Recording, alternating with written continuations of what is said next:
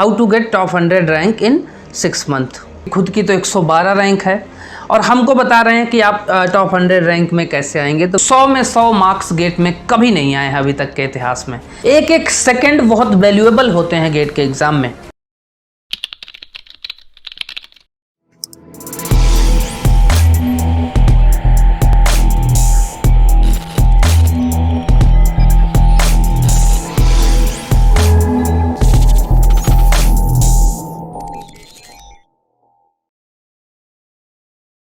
Before we start a video, let me brief introduction about me, myself Sunil Yadav, CMD and Chief Educator at Devat Gate AC, which is India's first free gate coaching institute.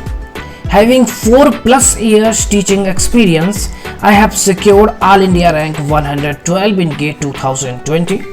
Feel free to contact us on these details if you have any query. Good morning, dear GATE aspirants. Myself Sunil Yadav. I have secured All India rank 112 in GATE 2020. So welcome to Devat Gate AC. आज मेरे सामने एक ऐसा question आया जिस question से मैं नहीं चाहता कि मुलाकात हो, और एक ऐसा क्वेश्चन है जिसका जवाब आपको हज़ारों YouTube पे मिल जाएंगे, बहुत से सारे चैनल पे। लेकिन इसका जितना ख़तरनाक सवाल है उतना ही ख़तरनाक इसका जवाब भी है। क्वेश्चन ये है कि आप टॉप 100 रैंक में कैसे आएँ विद इन 6 मंथ, जो बचे हुए 6 महीने हैं। How to get top 100 rank in 6 month. तो 6 मंथ में टॉप 100 रैंक के लिए आपके पास हज़ारों वीडियोस यूट्यूब पे मिल जाएंगे और बहुत से लोग सजेशन आपको देने के लिए तैयार हैं। सबसे पहले तो मैं ये बता दूं कि अब बहुत से ऐसे बच्चे होंगे जिनके मन में ये भी क्वेश्चन आ रहा होगा कि खुद की तो 112 रैंक है और हमको बता रहे हैं कि आप टॉप 100 रैंक में कैसे आएंगे। तो बेटा मैं इसके लिए एक चीज़ बता दूं, 2-4 मार्क्स का इधर उधर होता है और आप लगभग 100 रैंक पीछे जाते हैं। तो जो 112 या 200 तक की भी रैंक रखता है उसको समझ लो कि वो टॉप 100 रैंक के अंदर है, क्योंकि 2-4 मार्क्स उसके इधर उधर हो ही जाते हैं हर इंसान के। आप 90 मार्क्स का प्रिपेयर कर रहे हैं तो आपके 80 मार्क्स आएंगे, लेकिन आपके 90 नहीं आ सकते, क्योंकि गेट ही एक ऐसा एग्ज़ाम है जिसमें अभी तक 100 में 100 नहीं आया। बाकी और मैंने बहुत से ऐसे एग्ज़ाम को देखा है जिसमें 100 में 100 भी बच्चे लेके आए हैं, लेकिन गेट में जो अभी तक मेरा नॉलेज है, अभी तक का मेरा एक्सपीरियंस ये कहता है कि 100 में 100 मार्क्स गेट में कभी नहीं आए हैं अभी तक के इतिहास में, जो इस बात को दर्शाता है कि आप जितना मर्जी अपने लेवल को बढ़ा लीजिए लेकिन आप उससे थोड़ा सा पीछे ही रहेंगे। तो ये तो रही मेरी बात, लेकिन अगर आप सच में चाहते हैं कि टॉप 100 रैंक्स में मैं आ जाऊं विद इन 6 मंथ, तो देखो यार, सबसे पहले तो आप जान लीजिए कि मैं लुभावने ऑफ़र्स करता नहीं हूँ।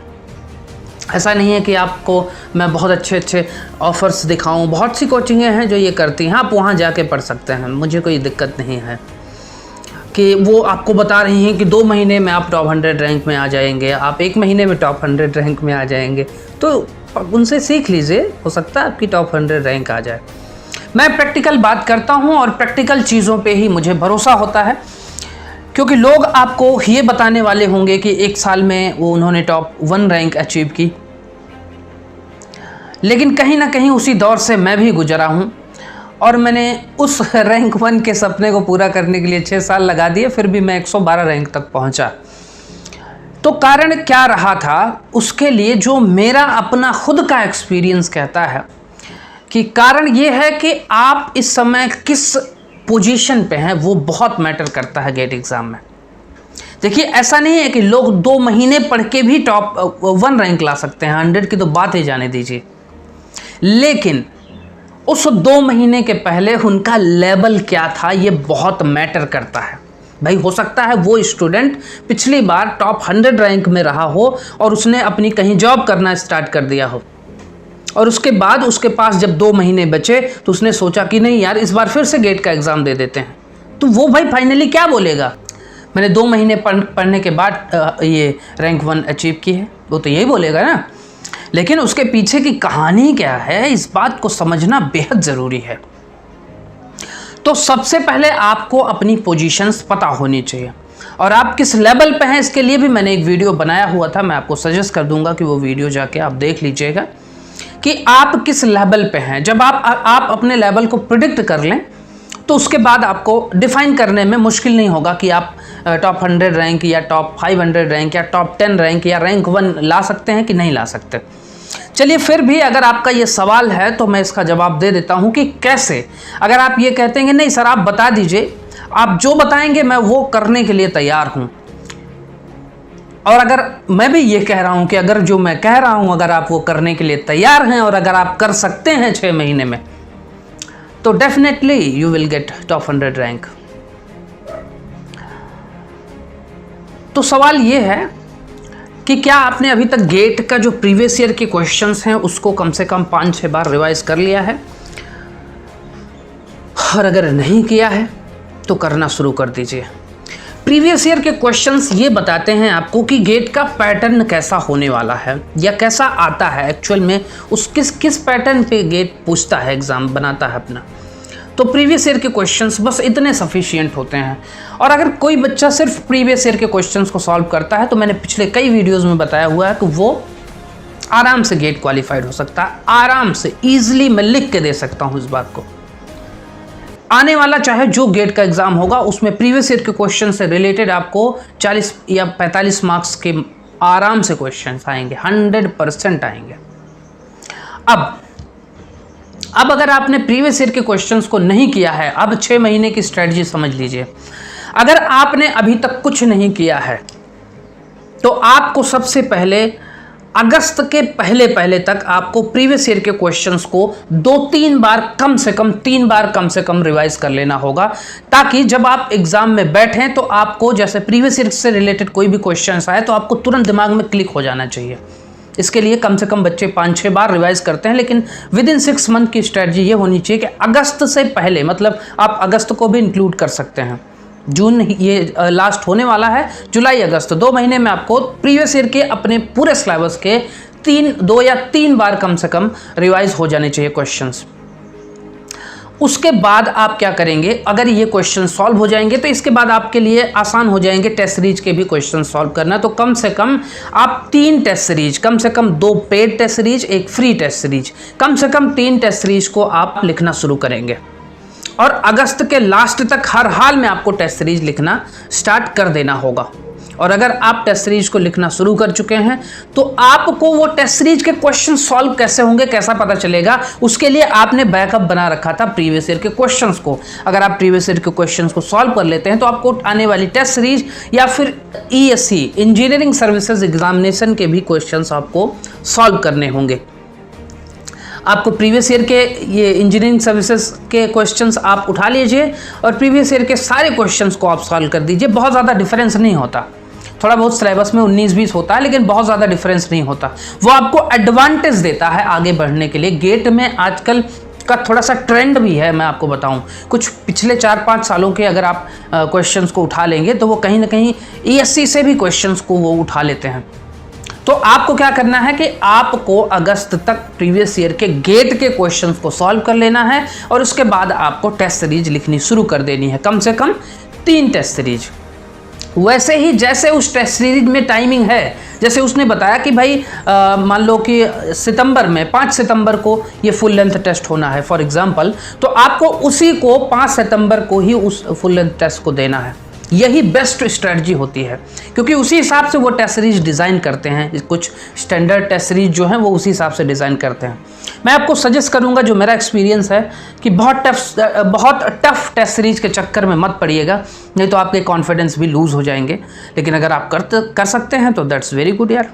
अब टेस्ट सीरीज के साथ साथ आपको क्या करना है, टेस्ट सीरीज के साथ साथ आपको इंजीनियरिंग सर्विसेज के क्वेश्चंस भी सॉल्व करने हैं, चाहे वो कन्वेंशनल हो चाहे सब्जेक्टिव क्वेश्चंस हो, सारे क्वेश्चंस आपको सॉल्व करने हैं।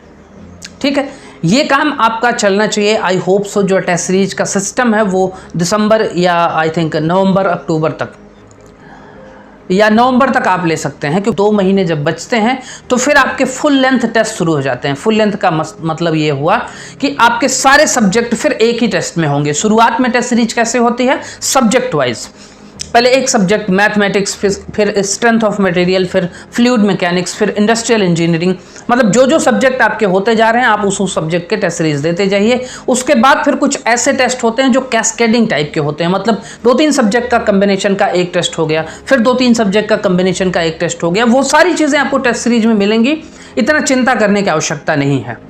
अगर आप ये चीज़ें कर लेते हैं, टेस्ट सीरीज को अच्छे से सॉल्व कर लेते हैं, और अब अगर आपने प्रीवियस ईयर के क्वेश्चंस टेस्ट सीरीज और जाके ये इंजीनियरिंग सर्विसेज के क्वेश्चंस को सॉल्व कर लिया, तो आपके मन में कहीं ना कहीं नए क्वेश्चंस को भी सॉल्व करने के तरीके आने लगेंगे अपने आप ही। आप जैसे ही नए क्वेश्चंस को देखेंगे आपका एक्साइटमेंट बढ़ जाएगा कि यार मुझे ये क्वेश्चन सॉल्व करना चाहिए। आपकी लाइफ में जितने भी क्वेश्चन आए उस क्वेश्चन का सामना करने में आपको डर नहीं लगना चाहिए। अगर आपको जरा सा भी तनिक सा भी डर है कि यार इस टॉपिक से ना आता तो बेहतर था, तो उस टॉपिक से ज़रूर आता है क्वेश्चन, ये ध्यान रखना। तो होल सिलेबस आपका कवर होना चाहिए, और होल सिलेबस को कवर करने के लिए सबसे इफेक्टिव तरीका होता है आपके पास हर एक सब्जेक्ट का शॉर्ट नोट्स होना चाहिए। तभी आप विद इन 6 मंथ में ये स्ट्रेटजी अपना सकते हैं। अगर आपके पास शॉर्ट नोट्स नहीं होंगे तो फिर आपको सॉल्व करने में चीज़ें मुश्किल होने लगेंगी। पूरा नोट्स आप खोल नहीं सकते, उस नोट्स में कुछ शॉर्ट नोट्स बनाने होते हैं। और इवन जो शॉर्ट नोट्स बनाने का तरीका है कि कैसे बनाएं अपने शॉर्ट नोट्स को, उसको भी मैंने एक वीडियो बनाया हुआ है, उसका लिंक मैं आपको डिस्क्रिप्शन में दे दूंगा, उसको जाके देख लीजिएगा, क्योंकि शॉर्ट नोट्स को कैसे बनाएंगे ये बहुत इफेक्टिवली काम करेगा आपके लिए। अगर आप ये सारी चीज़ें कर पाएंगे जो मैं कह रहा हूँ, तो मैं आपको रिटन में लिख के दे सकता हूँ कि आपकी टॉप 100 रैंक में आपकी रैंक आना फिक्स है। अब चुनौती यहाँ पे क्या होती है कि जब क्वेश्चंस आप गेट में सॉल्व करते हैं, ध्यान रखिएगा टॉप 100 रैंक में आने के लिए आपका माइंड इतना शार्प हो जाना चाहिए क्वेश्चन को लेकर के कि क्वेश्चन जैसे ही आपके सामने आए आप ऐसे ना सोचें कि यार वो फॉर्मूला क्या था। मतलब क्वेश्चन पढ़ते पढ़ते आपके दिमाग में ये आइडिया आ जाए कि ये फॉर्मूला इस सब्जेक्ट से रिलेटेड है, और यहाँ मैंने इस कोने पे ये फॉर्मूला लिखा था, ये फॉर्मूला ये है। और मतलब क्वेश्चन को पढ़ने के बाद अगर आपके पास ये सोचने का मौका मिल गया कि यार ये फार्मूला किस सब्जेक्ट का है, किस टॉपिक का है, कैसे था, पता नहीं वहाँ स्क्वायर था कि नहीं था, फिर आप गए, फिर आप नहीं कर पाएंगे। ये चीज़ें कहाँ से आती हैं? ये चीज़ें आती हैं आपकी प्रैक्टिस से। जितना ज़्यादा आप प्रैक्टिस करेंगे उतना ज़्यादा आपकी काबिलियत बढ़ जाती है। Practice makes man perfect. जो मैंने गेट का एग्ज़ाम दिया है वहाँ से एक ही चीज़ सीखी है कि आप अलग अलग चीज़ों की एक एक बार प्रैक्टिस ना करते हुए एक ही चीज़ की बार बार प्रैक्टिस करें, और वही आपके लिए इफ़ेक्टिव साबित होता है। तो अगर आप ये सारी चीज़ें कर पाते हैं, आप एग्जामिनेशन हॉल में फॉर्मूले को जैसे ही क्वेश्चन को पढ़ा आपने, वैसे ही आपके दिमाग में वो फार्मूला क्लिक किया और तुरंत आपने सॉल्व करना शुरू कर दिया और आप फाइनल रिजल्ट तक पहुंच गए। कैलकुलेशन ध्यान रखना, जब आप कैलकुलेशन करते हैं प्रैक्टिस के दौरान तो ध्यान दीजिएगा कि जो वर्चुअल कैलकुलेटर है गेट का वो हमेशा यूज़ कीजिएगा।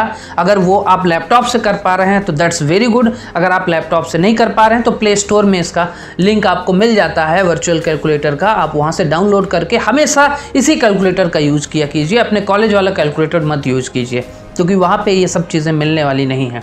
आपको स्क्रीन पे कैलकुलेटर मिलते हैं। एक एक सेकंड बहुत वैल्यूएबल होते हैं गेट के एग्ज़ाम में। अगर आपने प्रैक्टिस नहीं की हुई है कैलकुलेटर पे तो फिर शायद आपको वहाँ पे आप अगर आधे घंटे भी पीछे हो गए और लोगों से तो आप टॉप 100 रैंक में नहीं आ सकते। तो फाइनली अगर आप ये सारी चीज़ों को जो मैंने बताया अगर आप ये कर पाए तो आपको टॉप 100 रैंक मिलने में कोई रोक नहीं सकता। और आप जब मिलेंगे गेट एग्ज़ाम के बाद तो आप कहेंगे कि सर ये जो आपके कॉन्सेप्ट थे, जो आपके एक्सपीरियंस थे वो हमारे लिए इफ़ेक्टिव साबित हुए हैं। तो अपना ख्याल रखना, और किसी चीज़ की भी आवश्यकता हो तो सारे कॉन्टैक्ट्स की डिटेल मैंने डिस्क्रिप्शन में दे दी है। घर पे रहें, सुरक्षित रहें। Thank you.